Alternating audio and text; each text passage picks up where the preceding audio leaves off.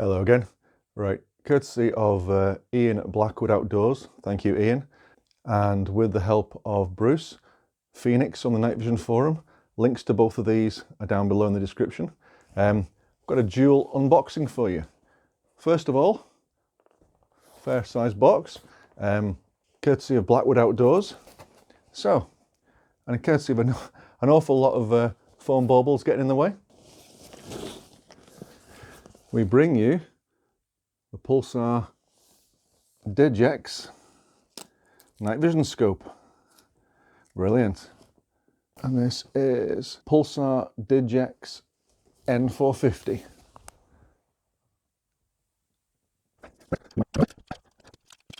Let's get cracking with the unboxing. So obviously we're very grateful to Ian Blackwood of Blackwood-Outdoors for the loan of this fella. Bruce has already been out the last couple of nights doing some lamp protection, so he shot a few foxes already in the last week, and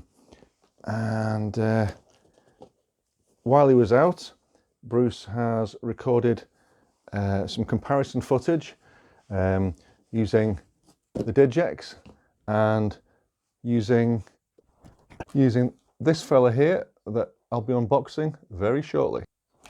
So first things first,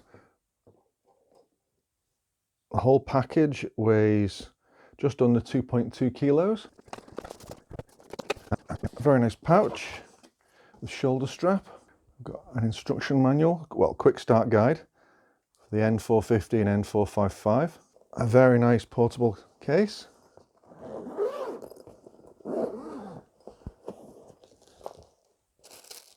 And a cleaning cloth. Right, we have a scope. It's very nice. It's got a, I'll have to check if this is Bruce's or not, but it's got an accessory rail. A tall turret, I believe, is the battery compartment. I think Bruce has just hastily reattached everything to package it off because the IR illuminator is pointing the wrong way. We have an objective protection cap, objective lens, with a small window.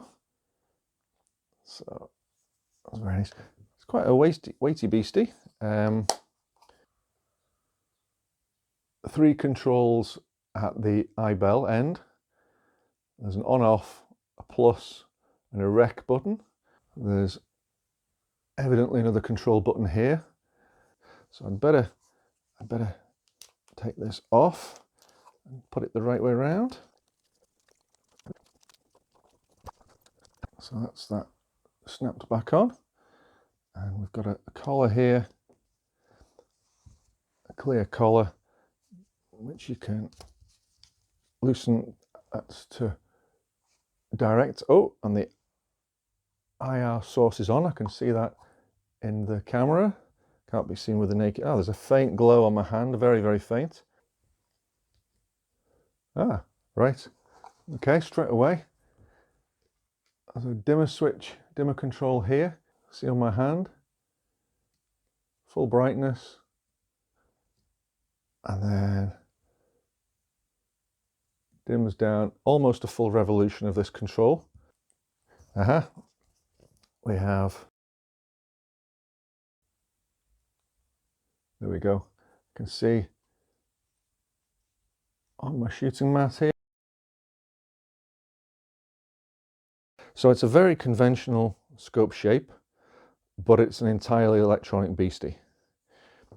We've clearly got an eyepiece diopter adjustment ring here at the back, which is rubberized and which is slightly stiff, which is great. With 3 controls at the back. We've got that's a loose, not loose, but slightly less stiff objective focus ring here. And we have the detachable objective lens cover with a viewing window. So putting this scope to one side for a second, let's see what else comes with it. We have a USB download cable, USB-C it looks like. We've got a corrugated rubber eye cup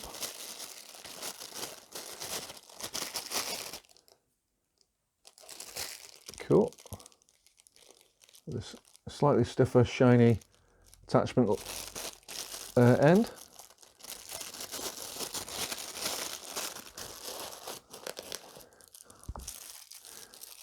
I've got a spare, what looks like a spare battery compartment cap for the central turret.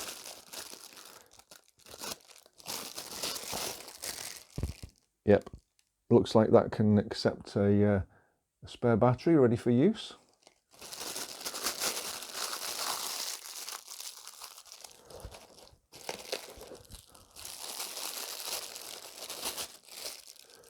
Aha, battery charger for, right, with a cable. So this can be the charging cable for the battery charger.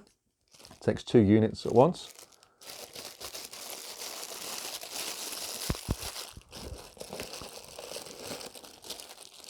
Right, 3 spare batteries,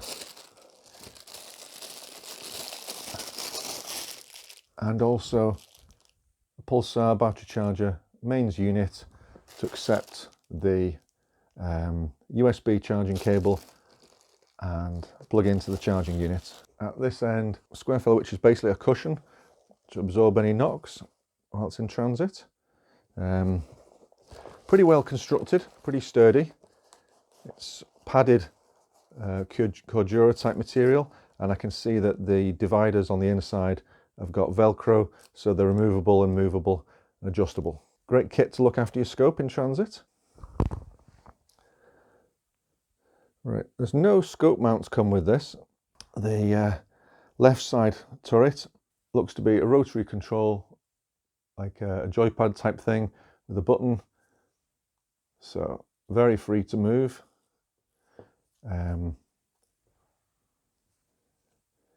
Battery, right, battery compartment cap. You can see the three contacts at the bottom.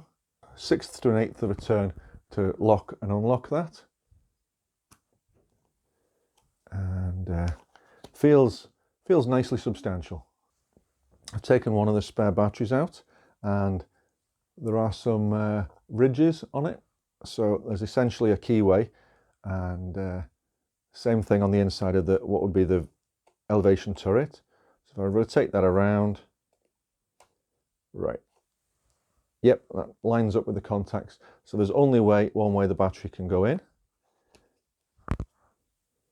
Battery says lithium ion 7.4 watt hour, 2000 milliamp hour, output to DC 3.7 volt, model 79162.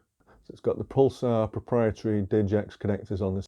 It's also battery pack APS2, made in Belarus.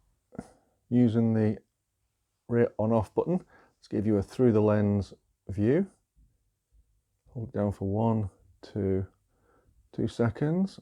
I'm just recording this directly through the mobile phone, so apologies for any distortion. It's on 4.0 times. There's a Bluetooth indicator, there's a time, there's a battery pack indicator. In fact, in the bottom right, there's a grayed out battery indicator, and there's a present battery indicator. I've just received this like an hour ago, but I'm assuming that when there's no external battery present, it runs on the internal battery, but obviously I've just plugged in one of the externals. Top left, little camera, video camera logo, 4 hours 24 minutes remaining. And just quickly hold down the off button, 2, 3, 4, and off. Very simple on-off operation. So dimensions wise, overall scope 39 centimeters with the lens cap on. The weight without mounts, exactly 1.2 kilos.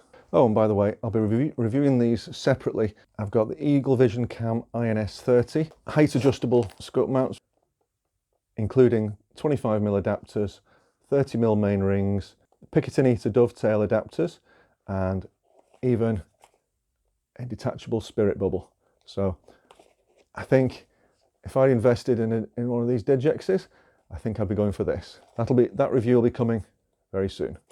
Okay, something I've been interested in measuring since I first saw the advertising photos for the Digex range is eye relief.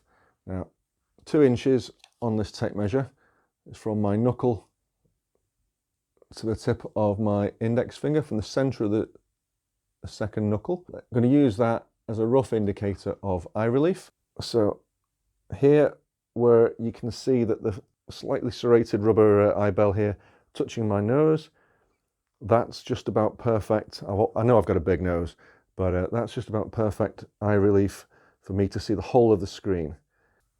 If I was to make it a 2-inch eye relief, I'm basically losing the corners of the screen. So if you imagine this being the 1024 by 768 display, I'm missing the corners like so, with the sort of manual's 2-inch eye relief. I can actually put it right up into my eye, but still see the whole of the display. The edges of the display are slightly curved, as they are on the mobile phone when you do a close-up, but from about here, yeah, that's a good display, and it's a little bit less than 2 inches for me of eye relief. And my nose, obviously big nose, so I would say any publicity images for this scope where you see a hunter with a deer rifle or large caliber centerfire rifle, having the rifle mounted shouldered and having the scope about here, that's about 3 inches, and I can't see even the top or the bottom of the display. So realistically, here, touching my nose, touching the bone of my nose, is where I can see the whole display. But with the display being slightly sunken, you kind of get the feeling that the display is recessed slightly about here somewhere, and I don't think, my gut feeling is I don't think I would bother using the rubber eye cup which is in the pack. Yeah, I don't think I would, because having to put my eye so close to see the whole screen, I don't think the illumination is going to flood my face. But I'll try that. I'll go down the hill to the harbour tonight or tomorrow night and have a look through this and see how it feels at night. That's one suspicion confirmed from the initial Pulsar glossy advertising. We're not talking deer rifle eye relief, we're talking touching the end of my big nose eye relief. I've got to roll the scope a fair bit left and right for the up and down chevrons to appear on the two sides of the display. So I would say that's a novelty use, just as it was on the PARD SA25. You've got inclinometer function and you've got the roll function. I would say they're not fine enough for rifle scope use. This does feel very solid. You can tell it's 1.2 kilos, but it does feel a very nice piece of kit, very solidly made. Rubberized diopter eye ring, rubberized focus ring on the objective lens. So it feels very nice, it feels very well made, very well designed. It is a bit heavy at 1.2 kilos, but that's without mounts. But it does feel a nice bit of kit. And pressing on the left-hand turret button, which on optical scopes would normally be the side wheel focus for parallax adjustment. Quick press, you've got brightness, then you turn the little wheel to go up or down from 0 to 20. Another press, you've got contrast, 0 to 20. Another press, you've got AO42, so that's 0 profiles. But a longer press, and we're in the main menu. Zeroing profile at the top, ABC DRE. Icon brightness, 10 down to 1. Next one is reticle setup, and we've got reticle, 10 different reticle styles. There's a military blade, a circle with a little coloured cross, a very fine duplex reticle, a very fine but short reticle with a red cross centre, a M85i, that's a reticle with mil dots and half mil dots. That one's sort of vertical and horizontal fine stadia with a centre circle, miniature duplex reticle, mil dot reticle, mil dot. There's two mil dot reticles, one which is stretched vertically and one which is symmetrical, and then there's simply a centre cross. Okay, I've got choice of black, red, black, green, white, green, red, green, yellow, blue or orange. And yeah, they are indeed all there. White, green is a white reticle with a green centre cross, black, green, so and so on. White, red and black, red. Black, red, the red cross, centre cross shows up. White, red, the red's barely visible on that particular mil dot reticle I've got on. And reticle brightness, again, 10 down to 1. Next one down is zeroing. And there's 5 ranges you can set. 42 yard, 60 yard, 70 yard, 80 yard and 90 yard. Or you can preset your own yardage. Wi-Fi activation, on or off. Wi-Fi settings. General settings, microphone on or off, accelerometer, and